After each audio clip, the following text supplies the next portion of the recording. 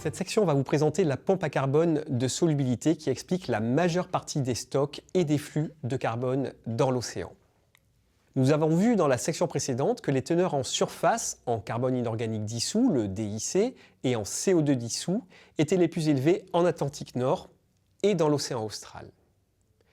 Du fait de l'équilibre des carbonates, une grande partie de ce CO2 se retrouve sous forme d'ion bicarbonate, HCO3-, et donc les eaux de surface solubilisant plus de CO2 contiennent généralement plus de DIC, comme on peut le voir ici. Ceci est principalement dû à un contrôle de la température, avec des eaux froides solubilisant plus de CO2, conformément à la loi de Henry, comme nous avons déjà pu le voir précédemment. Toutefois, il est important de noter que parfois, la salinité et non la température jouent dans certaines régions un rôle dominant. C'est le cas par exemple dans l'océan Arctique. Bien que les eaux de surface y soient tout aussi froides que celles de l'océan Austral et bien plus froides que celles de l'Atlantique Nord, la teneur en DIC y est relativement faible car la salinité est elle-même faible. Cette faible salinité est causée par les apports d'eau douce des fleuves d'Eurasie et d'Amérique du Nord. De même, lorsqu'on compare le Pacifique Nord avec l'Atlantique Nord, bien que les deux bassins aient des températures de surface similaires, le Pacifique Nord contient moins de DIC en surface car il est moins salé, donc moins alcalin. En effet, il pleut plus sur le bassin Pacifique que sur l'Atlantique, ce qui diminue salinité, donc l'alcalinité et donc aussi le DIC, puisque ces trois paramètres sont liés, en surface notamment. Mais revenons aux régions où le DIC de surface est élevé, à savoir l'Atlantique Nord et l'océan Austral.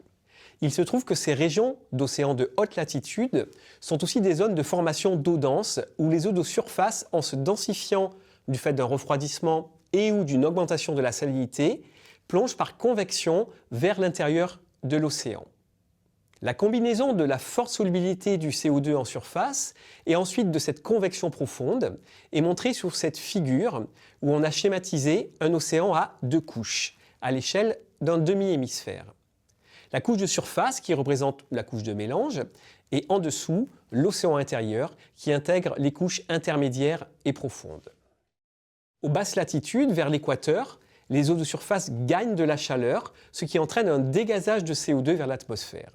Tandis qu'aux hautes latitudes, en se refroidissant, non seulement elles absorbent par dissolution plus de CO2 atmosphérique, mais aussi elles se densifient et vont donc entraîner en profondeur ce DIC.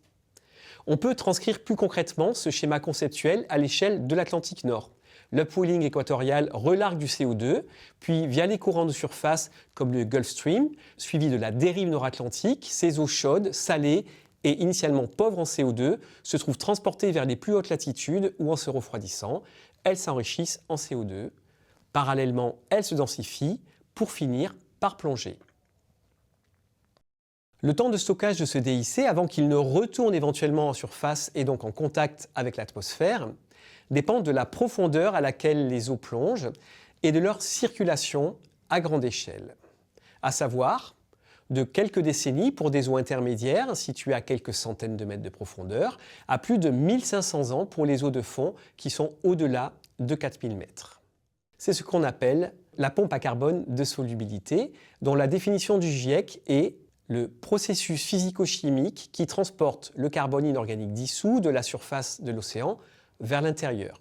La pompe de solubilité est principalement alimentée par la solubilité du dioxyde de carbone, le CO2, car plus de CO2 se dissout dans les eaux froides, et par la circulation océanique thermohaline à grande échelle. Il est important de se rappeler que tant la pompe de solubilité que la pompe biologique à carbone de l'océan que l'on va voir dans la prochaine section impliquent un transfert de carbone de l'océan de surface vers l'océan intérieur. Les échanges de chaleur entre l'océan et l'atmosphère contrôlent donc en grande partie les flux de carbone échangés entre ces deux réservoirs. Ainsi, on peut voir sur ce transect le long de l'océan Atlantique une bonne cohérence entre les teneurs en DIC et les températures sur toute la colonne d'eau. Nous avons les hautes latitudes nord à droite, l'Atlantique Nord, au milieu l'équateur et à gauche l'océan austral. En gris, la bathymétrie de la section dont la carte est présentée dans le petit encart en bas à gauche.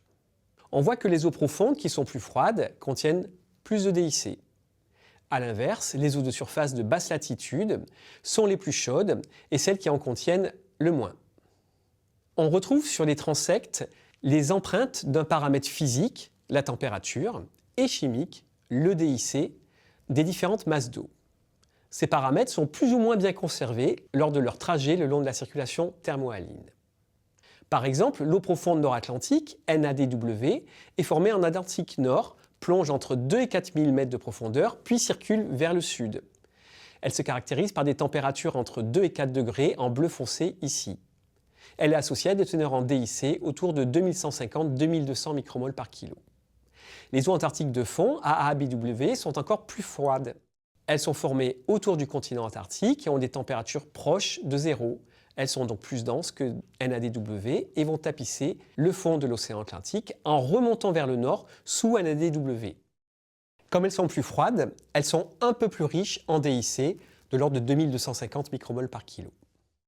Ainsi, la circulation thermohaline, ou plus précisément la circulation méridienne de retournement, par la formation d'eau dense et intermédiaire, combinée à la loi de Henry, explique l'essentiel du stockage gigantesque de carbone par l'océan.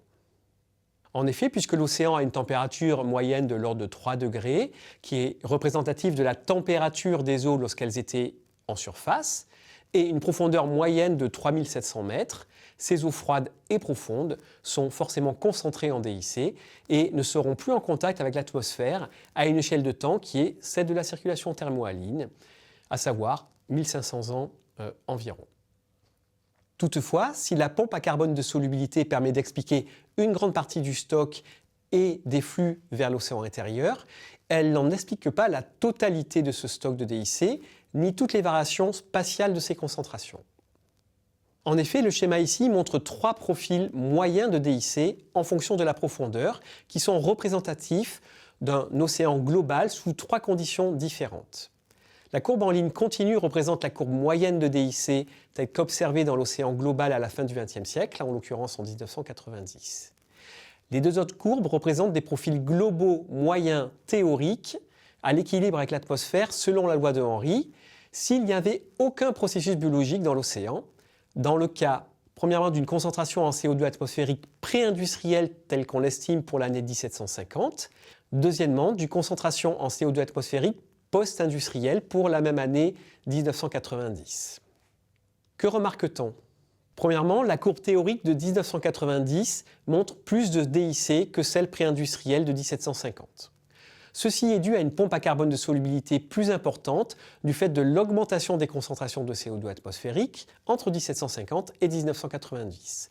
Nous reverrons cela dans la section dédiée au changement anthropique. Deuxième observation, les 3 courbes de DIC augmentent avec la profondeur, ce qui semble a priori cohérent avec la diminution caractéristique des températures. Toutefois, celle observée en 1990 présente un gradient de DIC beaucoup plus fort, jusqu'à 1000-1500 mètres environ, que les 2 autres qui négligent la biologie.